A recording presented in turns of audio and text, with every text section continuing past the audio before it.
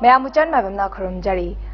Northeast Window TV na sandok staba news analysis da ahana maktada chan Maibam na taram na okjari. Manipur da thok liba thodok othok sing sigi matang da ikoina Manipur da phone riba pauche sing da ayamba phone bu uzare. Hariba thok riba thodok othok sing dugi matang da khanani nanu gi damangta ikoi studio da hauzik lengshin duna laibire. Ai miyam da saktak sage. Executive Editor The Frontier Manipur Oja Paojel chaoba ahana maktada oja bu taram na okjari. Aham da lak chaning base oja ngarang se adi maikei ke arom da haitare ku militant sing na khogi khungak pa sing da mai village volunteer sing da nongmei kapsalak tana landarak pa thodok athok me amam thokre khogi samna mafam khara panjara bada pukhau santipur khamelok sabungkho hariba sana sabi hariba mafam sing se khoi ku militant sing na kan mamong de attack chatharak pa gi pausi yaw ba meam su thengna jare hariba chatharak pa attacks da khogi khulngak pa ama lekhidaba adagi atopa khara amana asok ban nangkiba meam su haidi tonga tonga ba pauche sing de phone masigi matang da oza ke habining oza gi ba opinion kitang thambi akhoi conflict lai ta ga di asopan nangba asi na thok pai ji masan ta ban maram di akhoi ne le se peace time hai jaba tar hana mausa gi 2023 me gi mamang da leiramba adugumba mausa gi punsi natte peace and tranquility law and order hana leiramba lam adu natre hujik akhoi gi Manipur je aduna masida laiba change de khoi nang to uriba ong to su thenga driba mong da disturbance internal disturbance hagira external hagira animal hagira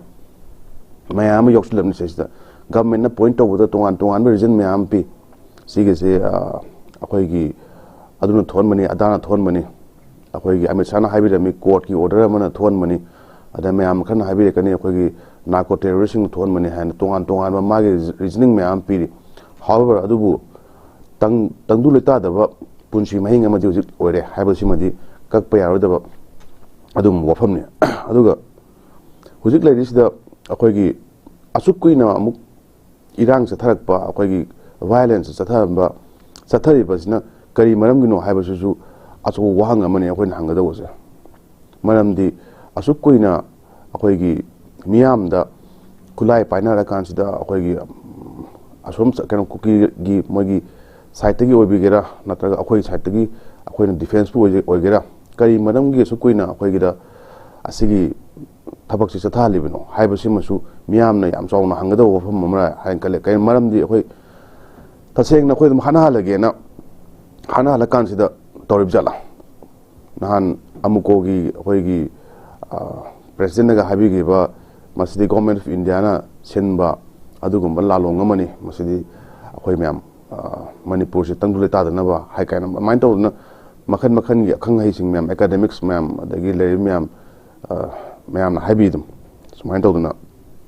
masidi yamna makhalamagi plan am lebra makhalamagi akhoi gi design am lebra hayeng tung du thok tu sin karino irang se su kuina chatha le ji karino aduga akhoi gi lai ba akhoi gi marum pang sing sin naw sing adagi tongan ba organization gi adi khul ngai bu sing se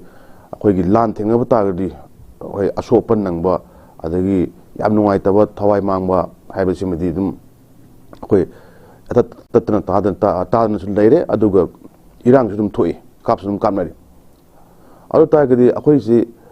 law and order amadi akhoi gi leiba keno sing se problem sing se address tawni haina leiba akhoi le government ki channel sing haijaba ta na traga mogi leiba security forces matik chana khulai paira ba maru watra ba chak akhoi gi matik chana chaba yari ba makhoi da any sort of sopan leiba kan helicopter na transport tobu yari ba aduk yamna 70,000 more than 70,000 troops na ngasai akhoi gi host na haibi gi ba Santipur rom da akhoi gi any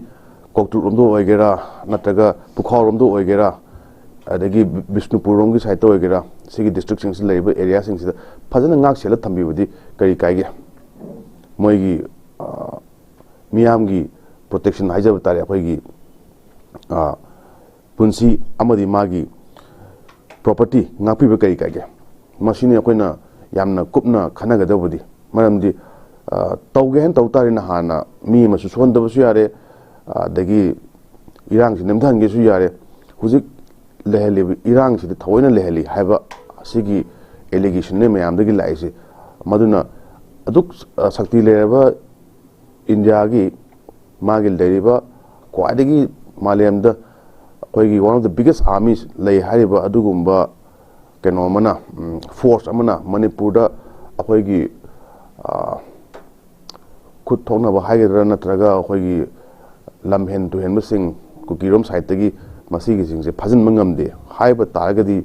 madu akoi su angak point thoi miyam tabu su ang point thongni aduga India gi history de su smain to bom to thongure ngasi boda internal oiba matter su kuina prolong toraga leiba haibasidi akoi ngasi bo thengna jaktri miyam khandaga dabudi tasengna akoi je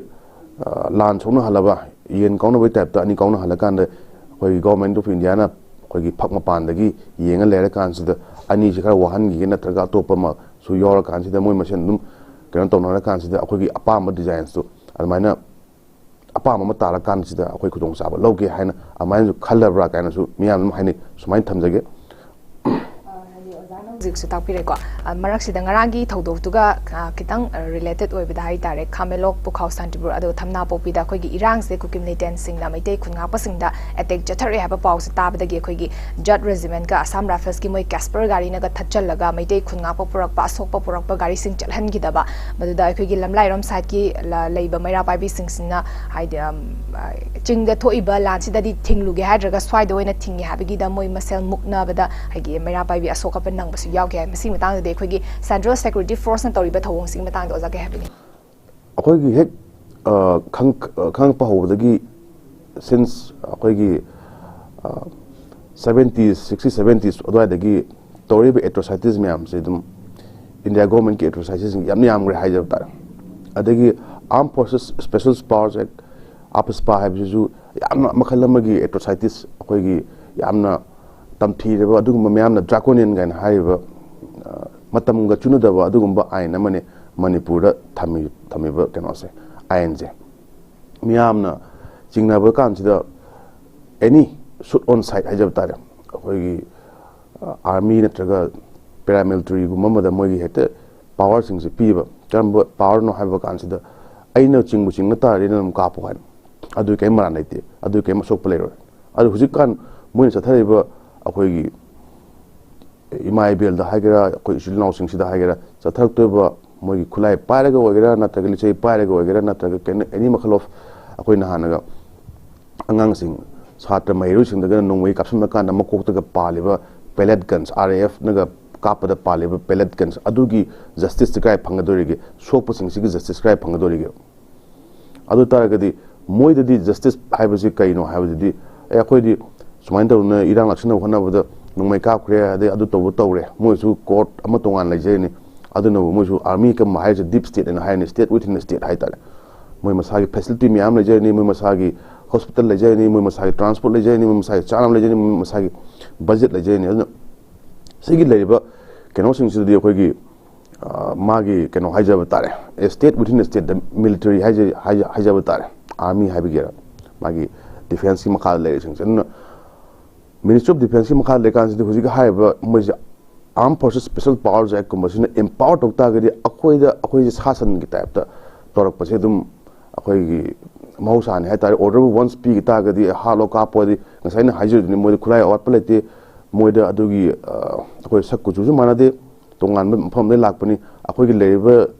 akoi gi chanabi custom na kaino akoi na kai pami haibu sisu loan li jam kan phone bu sunte adun yamna lu pot amane haita gadi mayamna haina ne ampo keno Manipur chata gadi khoigi nauna sipai ojeri ba yamna khoigi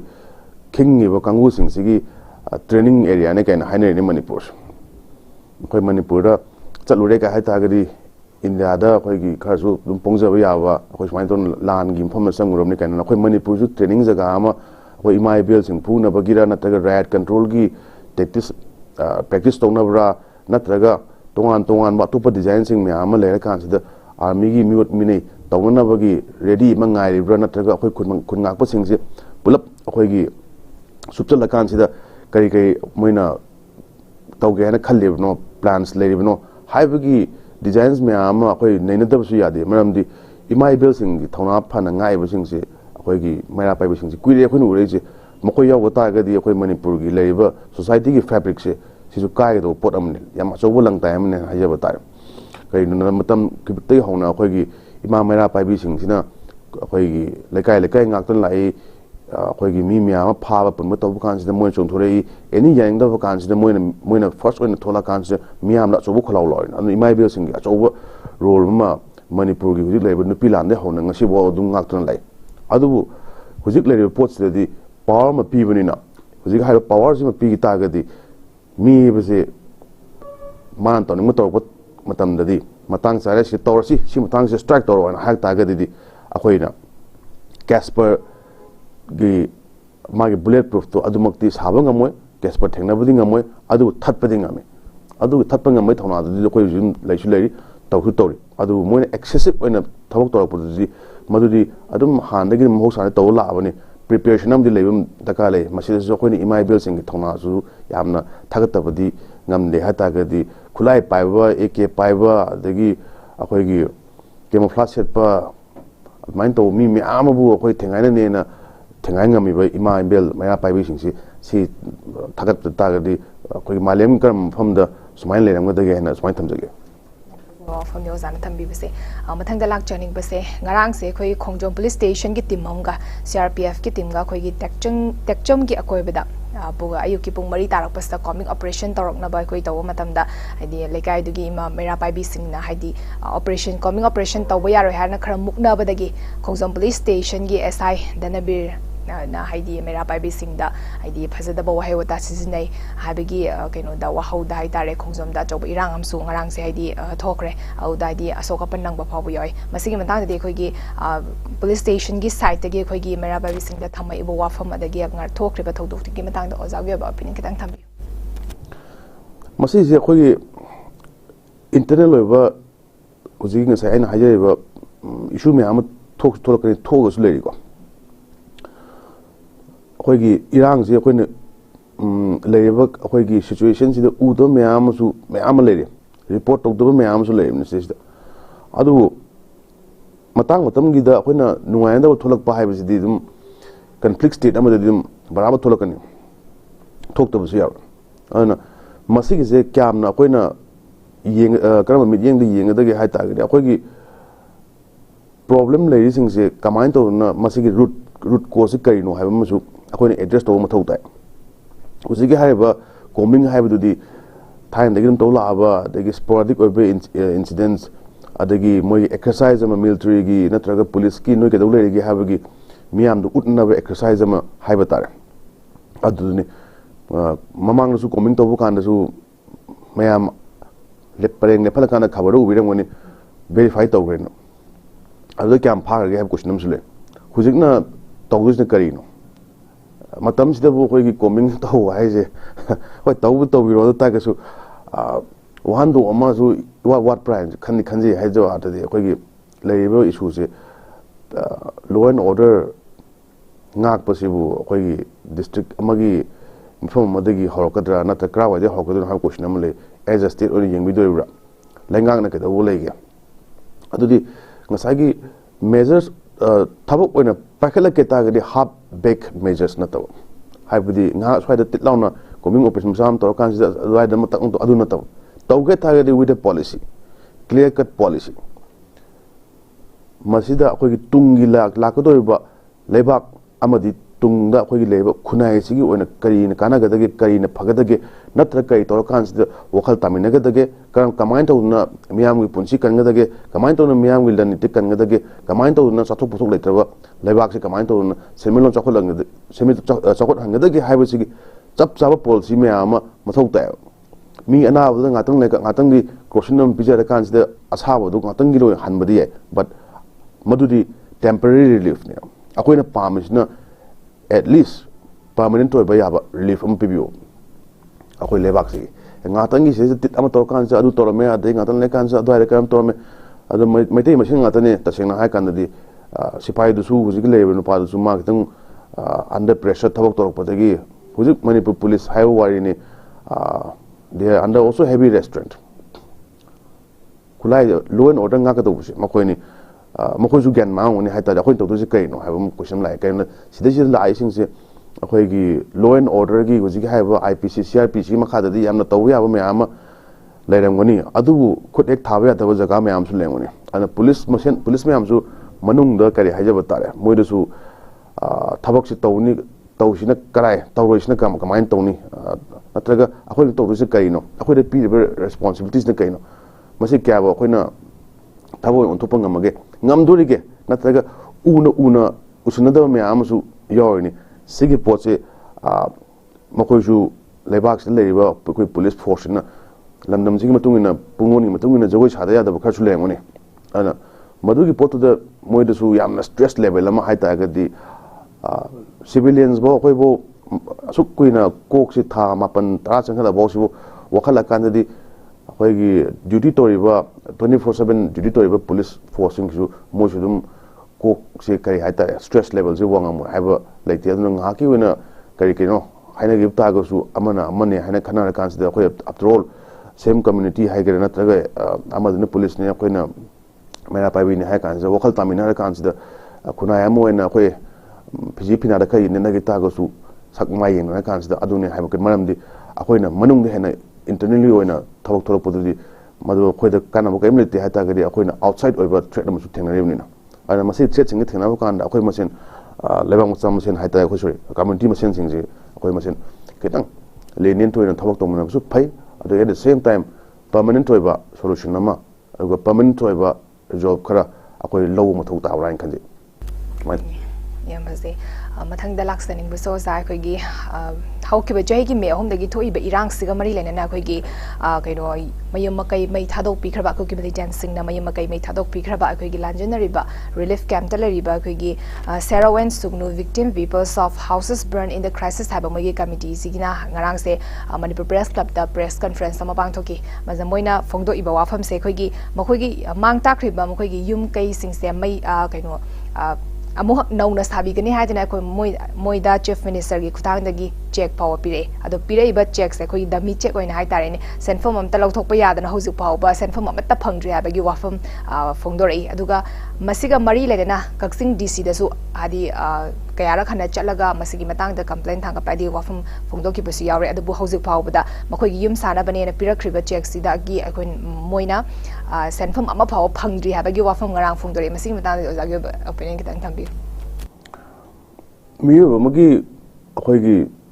punsida aina khar leijaba kha bana number 1 ai shelter ma semjaba hajaba tare yum amadi kai aina haire ai gi leifam mana yum leire ai gi cheng chak thamnaba kai thammine akoi gi community sigi maite gi akoi miyo begi wa kan sida ai leina na ba ai gi chana na ba jaga ama thamjaba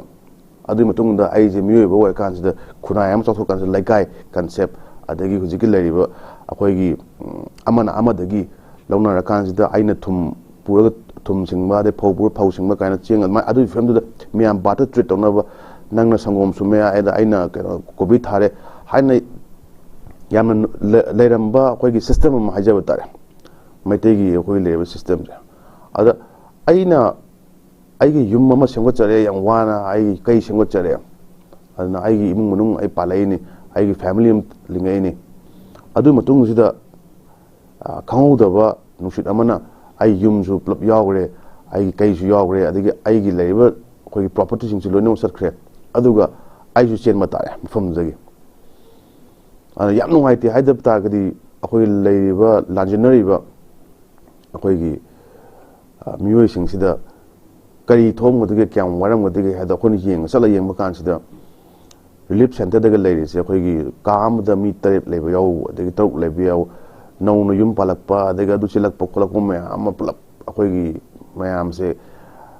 mai mausa ge punchi mahing du plap ka ra kan sida mathumaram khangdana se se leire bane madugi wari ngai du da mo khoina mi khoi gi kari pibi ngame mateng miyam na pi miyam na khaina dana adagi tawna khoi gi ayamba khoi gi maite community hajab tare clubs adagi maira pai miyam moina yamna mateng pangbire kan sida miyam da mateng pangbi hojik haiba displaced person sing sida aduga tawudawdi lenga tawudawni sigis kaina ma nga sai na hajebu nga sai life and property si ngak sen ba haibdi lenga ki mathongni aduna bo akoina democracy hana haina akoi sagi keno khallini mute khalla kan sida akoina isana ngakseba lam isana chenjaba lam akoi through our representatives haina adugi democratic form of government in hain adu somda akoi ngasai vote thadaram dai da akoina hairiba akoi wara kana no yingin bigini akoi manipur ngam khoi kahen ba yaroi akoi di akoi I machine am chilling I chilling di akoi dum masi imale ba ki dum to tawni kana yamna vote me ada di lawram mane du hujigi hairiba keno sing se wahai sing do amuksu khana ba mathau ta ra di lila gi acting oi bajala masi gi poche makoi se sum personal gain phangna na ba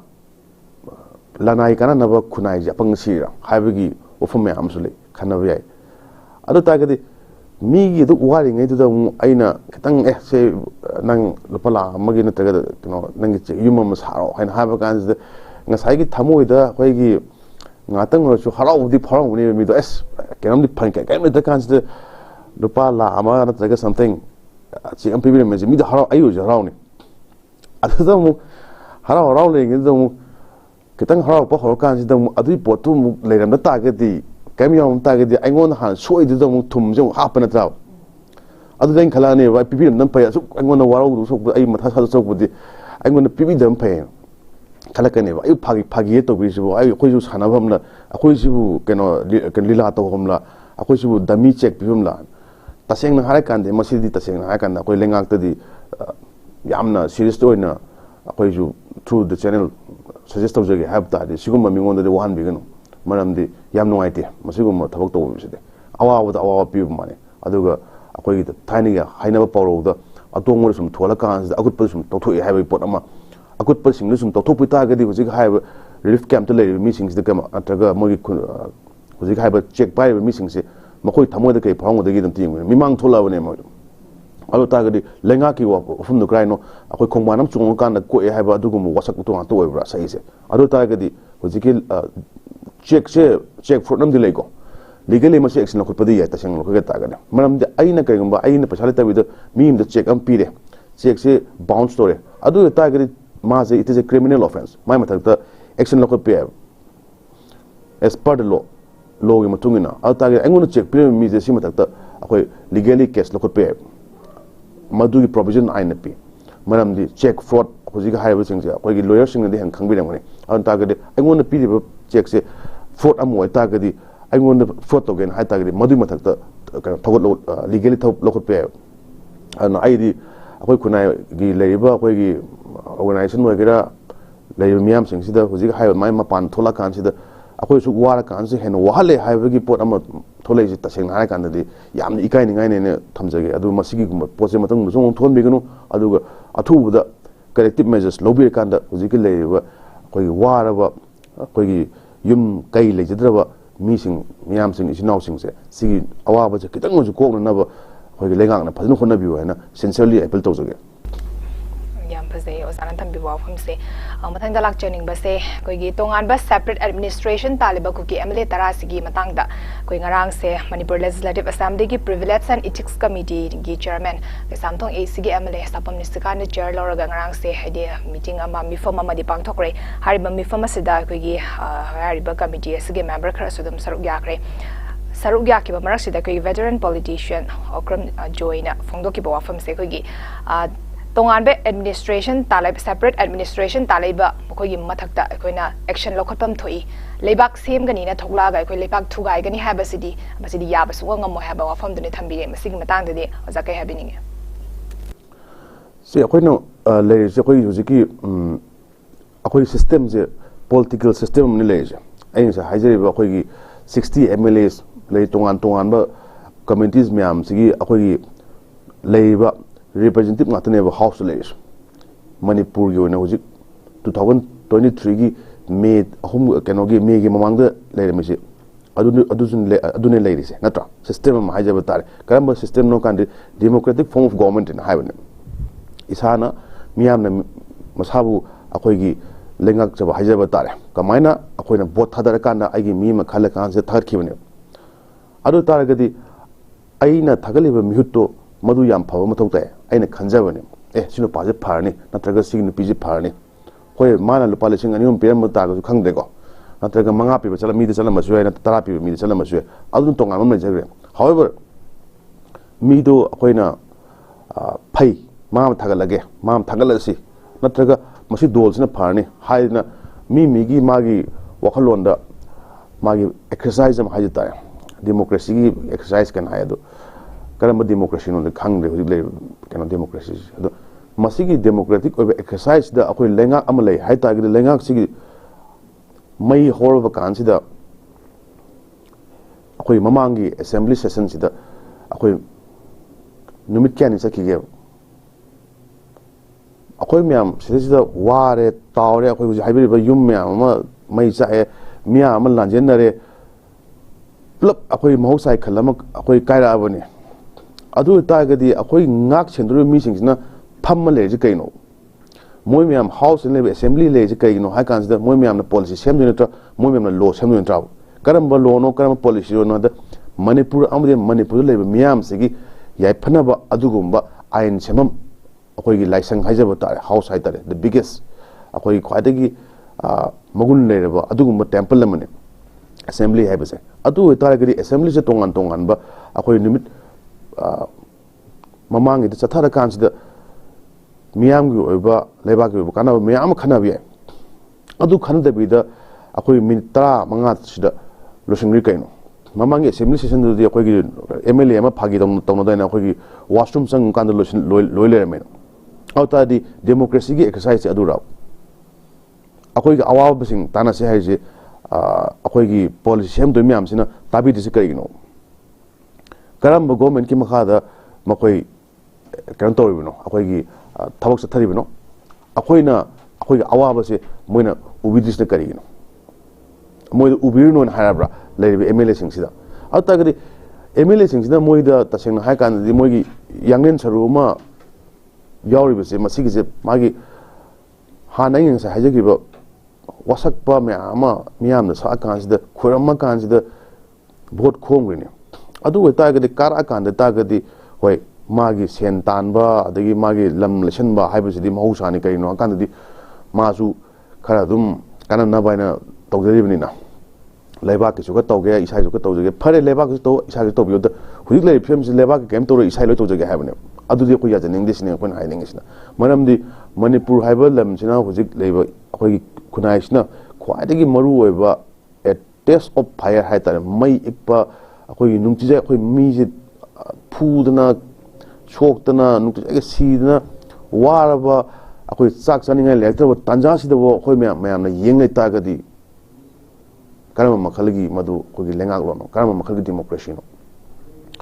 kuki MLA tara khaki washunte akoi isagi MLA leiribu singse makoina kari freb lawodagi haiba phumni akoina mun thamjari maramdi majority on leire haibina house ki majority di makoina numpulla kanse semba yabo ain ngatane aduna taseng hare kandadi hujikil leiriba akoi community gi MLAs atopa community gi samine ko MLAs myamna samine kan sida hanak laktoriba tangkuni pangi February gi assembly sida kyam kuina phangda ge haba adune miyam no ji yenga dawse teso phayari tangkuni pan en khanje mamdi adune metuda akoi gi leriba legislature MLA singsina manipur lebak ki demakta kyam matik sana makoina song thorak pangambage makoina kyam kan lep kyam na thona pan lep pangamge miyam na makhoi de pi mandate to kyam phajana ngak pangamge habdo February gi tang kuni pan sida sikhangna ba test of fire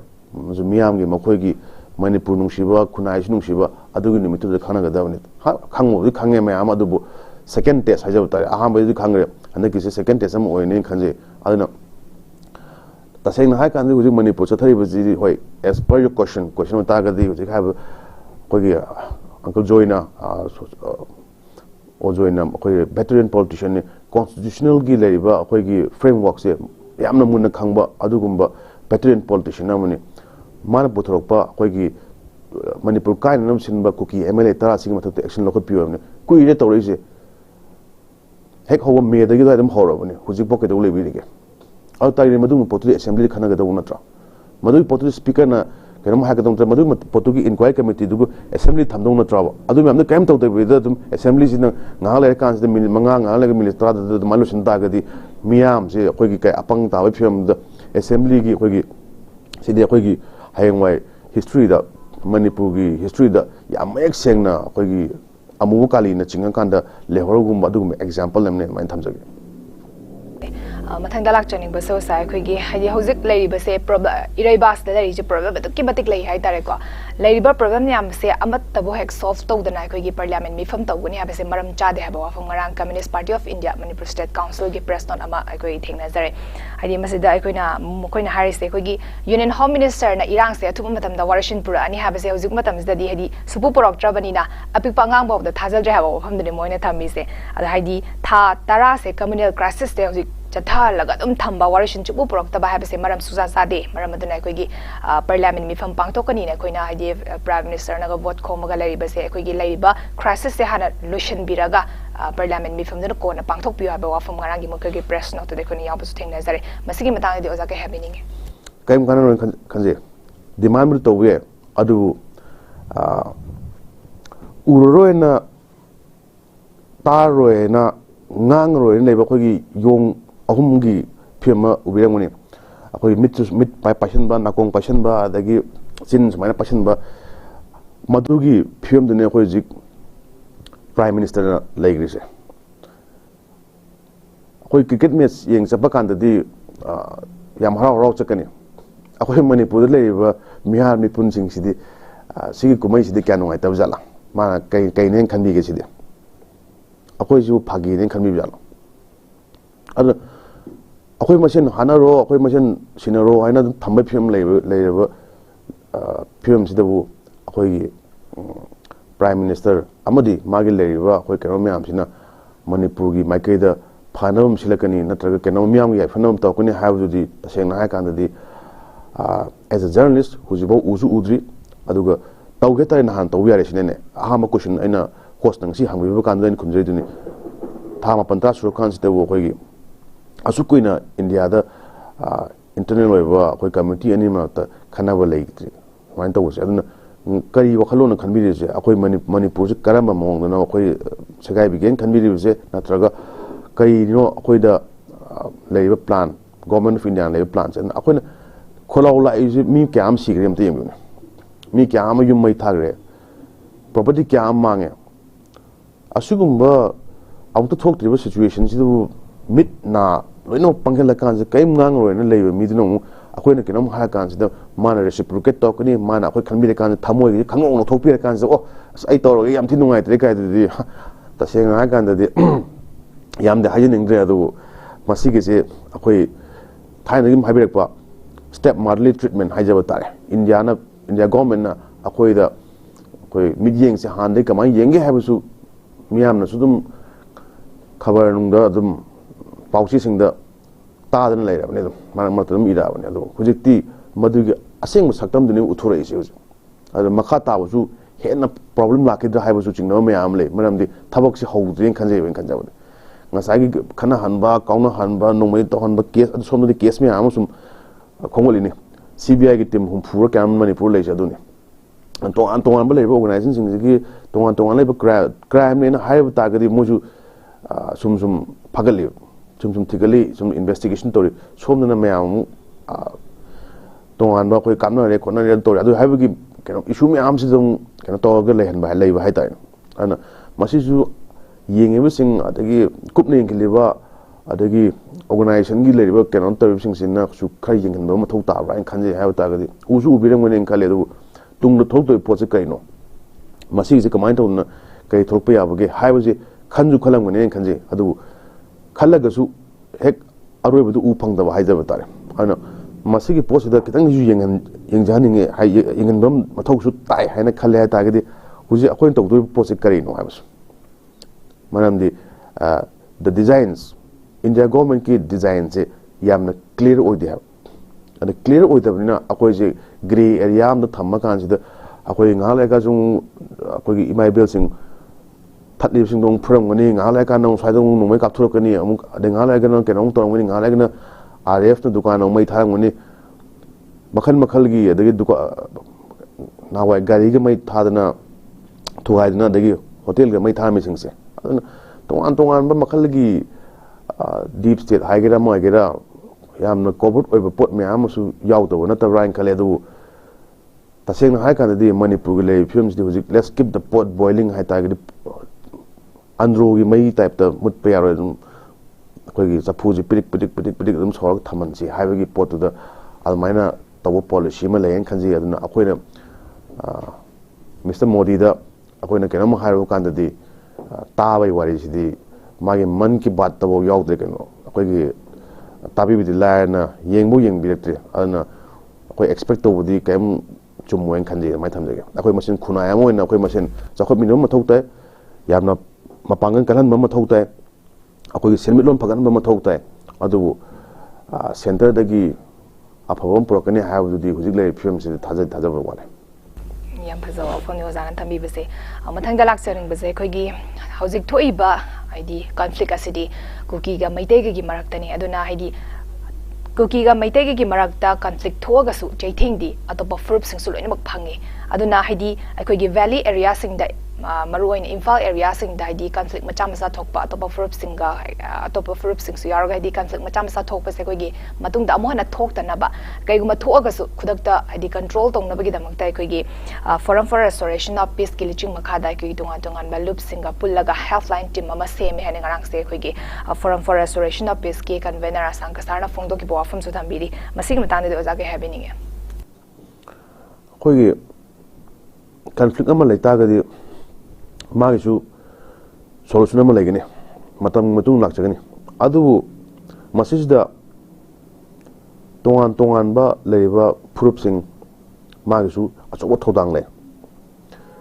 central government अमदि state government ना मसिगी Matang अखोगी तौरिबा conflict से solve तब ngamdre मसिगी से solve तौररोय हाने खनबो वरमसु याय खांग्रे अदुमदि however थमोय सेंगना अखोगी तिनरिबा चलमिनरिबा अदि खुनामिनरिबा अतोप फुरुप सिंगसु अचौबा responsibility अमा लay हाइबा तागदि मखोयजु ngसाय अखोइन host ना हाइबि दुमाइना चपमाना मखोयजु दुम अवाबा नंगाबने फॉर एग्जांपल नेट थिंगबा तमदा अखोगी होल स्टेट को थिंगबनिना अतोप लेबा कम्युनिटी मयाम अतोप लेबा अखोगी तांखुल गे वगैरह मयाम हाइदिने अखोइदा सुमाइन तौना अखोयजु लोइना इफेक्ट तवे मसी जे तोबिगनो हाइना अदुबु इंटरनेट की मतंग लावे अखोगी प्रूफ सिंगसु अदु अखोइना हुजिक ले मतंग सिदा तंकक सिंग सिदा अखोगी सिविल बॉडीज अतोप लेबा कानो मयाम सि अखोगी स्टेक होल्डर्स हाइजब तारे मसिगिसु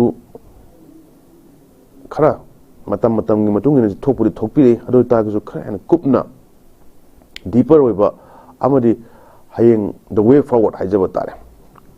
करी वर पय हाइबसे तोंगान तोंगान बो हुजिक लेबा कम्युनिटी स्टेक होल्डर्स सिंगसिना खरा खरा अखोगी सेमिनार हाइबा ओगेरा नत्रगा डिस्कशन हाइगेरा मस ऑर्गेनाइज तौर कानसिदा मखोगी व्यूज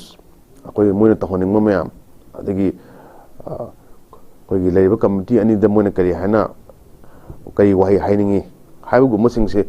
खर खर एक्सरसाइज तौबुसु फाब्रा हाने खले मरमदि इंस्टेड ऑफ अखोगी वेट एंड वॉच की पॉलिसी मा एडॉप्ट तौबुदु याम लाइ फेंस द फम्मा कानसिदा अखोगी अतोंग साबि हाइजब तारे सोमदसु अबुक फम अले सोमदसु फम अदुगा मरक तदम लेर कानसिदा हदम येंगिसे कमाय तौसिगे हाबगी स्टैंड समसु अदुम लौबुसु याय केसु कायदे अदुबु in the larger interest अखोगी of the state अदुगा अखोई लेबा कम्युनिटीज मयाम सिगे हाइजब तारे अदुना तोंगान तोंगान कम्युनिटी सिंगसु माइ स्टेक होल्डर लो लेमने मणिपुर अखोगी अखोगी इराक नरे कायरे नत्र केनम तोरे हाइतागदि स्टेक होल्डर्स मयाम सिगी लेबा फुट मयाम सिगसु चमानावा प्रॉब्लम गातने लुरिबे पोती हयेंग तंजा चादा कानसिदा डिमांड सिंगसे मखन मखन की डिमांड लो लेने वो गातनी ना कुकी फुरुप किसु अमा लेंगनी मैते की सुलै अदगी नागा के सुलै अन मसिगी डिमांड सिंगसे मसि मयाम से हयेंग करिगुम्बा मखल मदा मोमदा अखोगी गवर्नमेंट ना एड्रेस तौरगे नोगी डिमांड सिंगसे noi myam na du kuina hire kan tan leba talakpa amare ongoing oina ta leba demands akhoi gi jalengam gi haigera kugnalem gi haigera greater nagaland gi haigera akhoi gi tongan ba demand myam le ngone khoi su adu pire gi hai ta ga di hayeng adugi kaigumba adugi direction sida chatkhiba ta ga di hujik lei se akhoi gi bifurcation amagi mong de leini ado sidagi hena segairo haibadi assurance pibu ngamura sidagi hena chauthoro haibagi akhoi gi mai ji hena horoi haibagi assurance legadra adu thon gen tawribra ultimately goals ka karino aduna adugumba pot myam sidi akhoi gi miyam amadi tongan communities myam sina su khara ma thau tare ha ta ga di ngasai na hajribidu what is the plan of the Indian government haibani akhoi India government plan to karino ana sigi timings de akhoi legislation ju ngasai akhoi samna kan sidi assembly maru yam le oina haije alo ta ga akhoi khunai sing sigi protect to na ba policy program yam sinbiro hande ke assembly session sida ama bogera natra aduga hayeng tungda akhoi gi community amadi atop tareba community myam singisu in the larger interest masi akhoi isana akhoi lenga ibnina madugi interest ta akhoi thaba pakelasi policy semasi aduga kariguma manipur kaibi yaro habigi stand se laita gadi madugi phire to chap chana akhoi gi manipur gi handagi pangthuk turbe assembly se punna lomina ro sine najiningis tambise aroi bedalak saning ba question se akhoi gi hozi phonari ba pauche sing sigi akoi pdf adagi screenshot namaga adagi matik ka aga digital clip sing se ka aga social media ge platform sing thagat pase akoi gi hadi madungda tawbiranu hadi karigumba thagat taraks authority ge ayaba yauraga thagat padi akoi ge shukai de authority ge ayaba yaudra di masigi bagi thabak se akoi gi madungda hona tawbiranu karigumba tawtar de akoi gi hadi copyright act 1957 adagi manipur technology act 2000 gi akoi provision sing gi makha da action lokhat kani aba wafam se akoi editor skill manipur gi maike digi su thambiri mamang da so gi editor sing ai tare masugumba social media da sumaina thagat pa khot pa se id ka kholaga thagat pa se to bigunu haba ki id appeal to khiba buk laire ado sigi mitani di oja ke habining khoi manipur gi media je mom da hakan da de khoi gi tongan body me am lai ko adu akhoi gi up to date oibum su mathau ta rank kan je matam di hujik matam se digital age ne ana masigi digital age matung ina su akhoi thabak pakat mathau tai aduga oigedo thau khasu haibu phaing khale aduga oidom na kaino haibu su khangum thopran khanje maram di hoi khabar haizu business amane adu business to paisa mang ta ga di of course warak pataw ne ana digital age di koi khabar namjari ben khabar do koina photo ma ka pa kan sida tha gi ba haibu sisu koi gi circulation gum da effect tor pa su goram ba su yai aduga mine khudong chaba lowe haina khalam ba su yai chap chaba dei padri adu haib kano se adu koi gi print journalism electronic journalism mayam satellite ka tawna khotna adagi cable tv tawri sing se adagi print ki mayam le jagre daily papers adagi weeklies fortnightlies monthlies mayam le gre adu digital haibasidi anova revolution amane masida akhoi gi hana infrastructure leramba akhoi gi senjau pai ba katang tawya ba business amo oramba ji hujik kandi taseng na kan digital age la kan ji independent media anam la ning tamba media akhoi publisher proprietor gi makha da kesu lejining de akhoi paumini akhoi thau tau jage hence India da su digital generation gi tongan ba the print leriba wire leriba is mozo kan leriba news minute kan leriba meam the scroll kan leriba sing se independent oiba adugumba kano haita warta news channel ngatane aduna hanagi leriba ariba makhal gi mongi aduna adu haya kan de adu hapurno du torno da torno kai ha meam India gi sanabani manipur zulum lerembe natra adu gi potse adugi matamama leme 80s 90s koi gi adui matung da sung lai hoji cable tv adui matung da koi hoji mayam na digital age na laune kaino da पारिब खबर दो mobile ला पारा बने पारिब news to अखोई केनो दे mobile ला येंगा बने अन mobile है device से अमु अखोई की पैसा मांगे ना खबर ने पैसा मांगे हाइना मोबाइल पाइरेसी है यारो अदना हुजिकी मतम गोचुनो मोंगदा अखोई की लेरिबा पब्लिशिंग हाउसेस अमदी बिजनेसमैन मैम सिना अखोई की येंबेरे कांसे कई तौबी है हदु ये कशु कायदे सिगुमो अम थंबेरे कांसे पैसा मांगे खोले हाइबा नत्रग केनो अखोई की कॉपीराइट इन्फ्लुएंस तो इन हायरसु कशुबदी कायदे बट खबर है मियां द पाना वाइने पीने दो मसी पाना पोचे आइना मिंगो नो कापगा थावसी पावन हाइवने मोंदा मारे खबर फंगदी है आल केनो द मथक त अखोई की लान कन कामनरी है लान कामना बमदुदी खबर थिनबली होकर योगदमनिना आइना करिगुंबा खबर से अमतंग पाहनगे ना मोंगना काप थाबने है अदुगी मिदु दो कॉपीराइट एक्सेस अनबा यादोरिबसिने आइन हंगनिंगिसना अदना तौबो याबा नत्र तौबो यादबा प्रैक्टिकल न कइनो अदगी ओरदम कइनो हाइबसिसु ओय खखना मथौ ताब्रा इन खनजे अदुगु खबर सिंगिसु बिजनेस निना मोइसु सेन मांगबो यादबनिना अदुगी इंटरेस्ट ता अखोइगी केन तौपो कनेन खनजे अखोइगी खतंग ngak senanaba miyam da hekta keno togdunaba haijaba tare akhoi